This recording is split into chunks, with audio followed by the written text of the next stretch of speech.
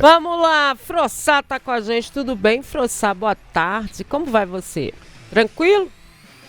Tô bem, Dimar, e você? Tudo certo, graças a Deus. Um abraço pra você, pro Lélio, Seabra, Colombo e toda a nossa audiência. Tamo aí pra falar um pouquinho de Galo.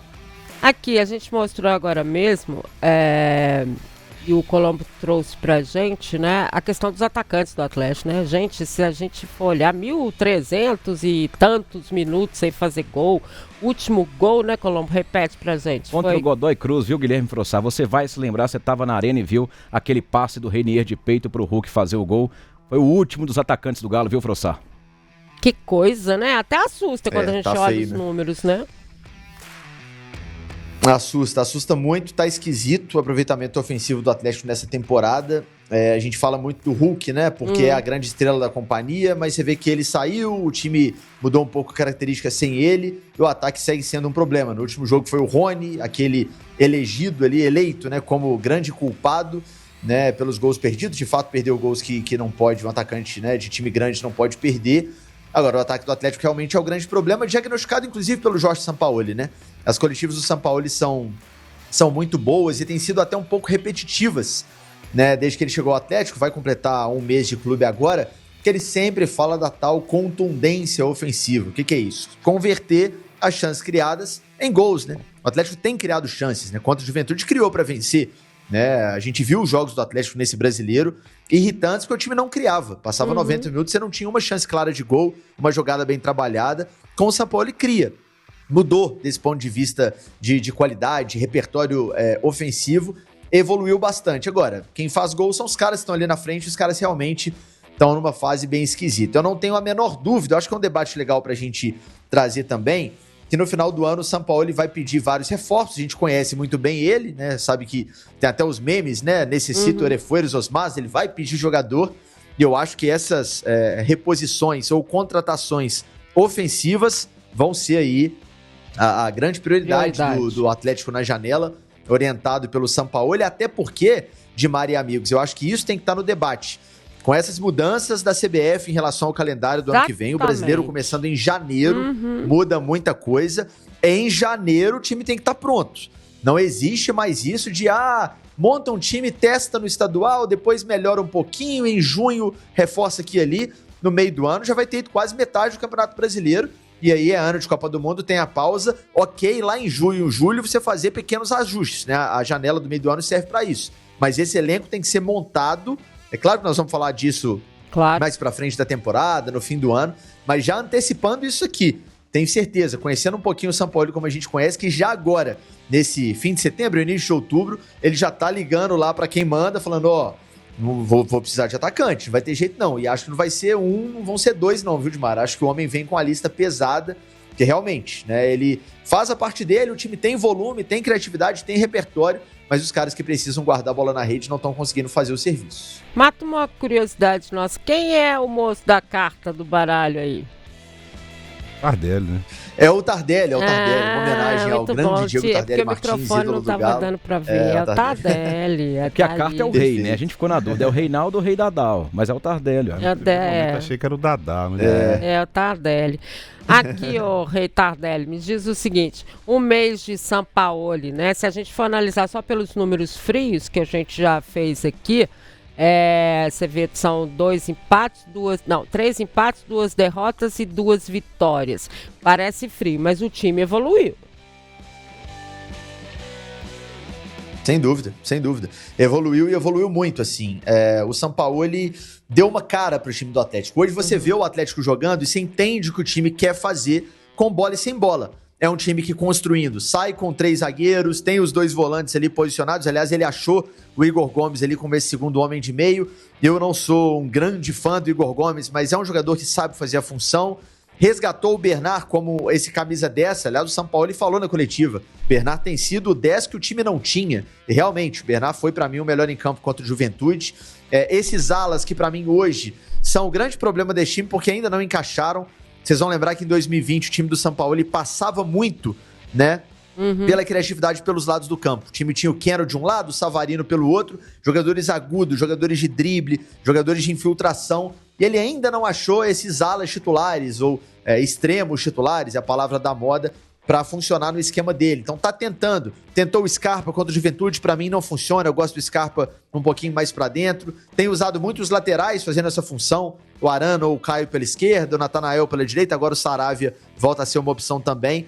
Então assim, ele tem um modelo de jogo muito claro. Você vê o jogo do Atlético, você entende o que o time tá fazendo, tá desenhado para fazer. Sem bola, tá marcando com linha de 5, aliás, esse aproveitamento, né, essa questão defensiva, para mim, é a grande novidade positiva, surpresa positiva do trabalho do Sampaoli nesse início. O Atlético está a 3 jogos sem tomar gol e é um time mais coeso defensivamente, não sofre contra-ataques como sofreu em 2020, tem marcado de uma forma um pouco mais equilibrada. Agora precisa, claro, resgatar aqueles ótimos números ofensivos que foram a marca do time dele na primeira passagem. Claro que ele depende de quem joga, né? Ele sozinho não vai fazer muita coisa, mantendo esse equilíbrio defensivo. Então, o mês de São Paulo dá pra gente tirar algumas conclusões já. O time marca melhor do que eu imaginava que marcaria. Achei que seria um time mais exposto, é um time mais equilibrado do que eu imaginei. O time produz menos ofensivamente do que eu imaginei, mas e não por culpa dele. Os caras realmente estão mal. E jogadores que ganharam espaço, né? Bernardo, eu acho que é o principal case aí. Outro jogador com o Sampaoli. O Vitor Hugo é uma grata surpresa. Achei que ele ia ter dificuldade de jogar com o esquema do Sampaoli, porque não é um cara tão bom com a bola no pé. É mais zagueiro, de rebater, mas tá jogando bem, tem feito boas partidas com o Sampaoli. E outros caíram um pouco de desempenho. Gabriel Menino, por exemplo, um jogador que tá com pouquíssimo espaço, entrou muito mal contra o Juventude, então vai ter que reconquistar o espaço que em dado momento da temporada ele já teve. Mas assim, bom primeiro mês, na minha visão, num geral, bom primeiro mês. Daria uma nota 7 aí para esse primeiro mês do São Paulo no Galo, pensando em desempenho, pensando em resultado, precisa melhorar bastante para sair de vez dessa zona perigosa da tabela do Brasileiro. Mesmo com o empate no último jogo, você e o Lélio falaram muito da questão do Atlético olhar para cima, né, e parar de olhar para baixo. Mesmo com o empate no último jogo, você acha que ainda existe essa possibilidade de olhar mais para cima, de ter uma sensação aí de, sei lá, uma 7ª, 8ª posição? Você acha que agora está bem complicado? Eu vi uma entrevista esses dias do Igor Rabelo, zagueiro que deixou o Atlético recentemente, aliás, agora será adversário no Fluminense, ele trazendo os bastidores do Galo de 2021, campeão brasileiro, que tinha o comando do Cuca. E ele falando que o Cuca fazia ali as mini tabelas. A gente já conversou sobre isso aqui, o Cuca adora isso, né? Então, olha, nesses próximos 3 jogos aqui, 9 pontos, nós temos que fazer 7, essas mini metas. E ele conta que os jogadores dentro do vestiário naquele time tinham aquela percepção muito clara se o time estava com uma sobra, com uma gordurinha daquilo que foi projetado ou devendo aquilo que foi projetado. Né? Por que eu tô citando isso? Porque para mim, claramente, esses 2 pontos que o Atlético perdeu nesse empate contra o Juventude, né? Ganhou só 1, então perdeu 2, precisam ser recuperados num jogo que seria normal você não vencer. Então, por exemplo, empatar com o Fluminense no Rio de Janeiro é um resultado inaceitável? Não. Mas, como você vem de um empate contra o Juventude em casa, você precisa buscar esses 2 pontos em algum lugar. Eu acho que, se o Atlético conseguir beliscar, seja uma vitória no Maracanã agora contra o Fluminense, seja uma vitória na Neoquímica daqui a pouco contra o Corinthians, volta a poder ter essa possibilidade de olhar para cima, desde que faça o dever de casa nos jogos óbvios, né? E claro que os jogos óbvios eu não coloco aqui o confronto contra o Cruzeiro, é clássico, tudo pode acontecer, mas é obrigado a ganhar do Sport, é obrigado a ganhar do próprio Ceará, que é um jogo que tá chegando, do Fortaleza, que é o jogo adiado que será marcado. Se o Atlético fizer o dever de casa nesses jogos em que é favorito e beliscar alguns resultados menos esperados, vamos dizer assim, fora de casa, eu acho que dá sim. Vai precisar de um campeonato de recuperação. E eu falo que dá pensar em G8, G7, nada além disso, tá? Além disso é sonhar demais. Mas hoje a briga do Atlético, sem dúvida nenhuma, é contra o rebaixamento. Ainda não livrou totalmente esse risco. Tem dado sorte, como disse o Colombo agora há pouco, que os adversários de baixo têm feito um brasileiro assustador. Assim, eu vejo muito torcedor de Mar e Amigos fazendo a conta dos 45. O número mágico para permanecer na Série A, né? Sempre foi 45 pontos. Eu sou capaz de apostar que esse ano a nota de corte vai ser mais baixa. Acho que com vai, por causa 41, da frente, né? 42 vai escapar. Falando porque o pessoal de baixo não tá pontuando, assim. Não tá. Eu acho que 41, 42 já livra tranquilo. Mas, claro, o Atlético tem que fazer o dever dele nos jogos em casa, principalmente, para não correr nenhum tipo de risco na reta final da competição. Valeu, Frossá. Obrigada, querido. Obrigado, Di. Sempre um prazer. Beijo para você, para os amigos. Até a próxima. Até a próxima. É isso, eu também acho que esse número de corte pode mudar até a questão. A gente tá falando, né? A parte de cima vai ser com muitos pontos, mas a parte de baixo pode diminuir, né? O campeonato é nisso, né? É. Muita pontuação em cima e abaixo, bem abaixo.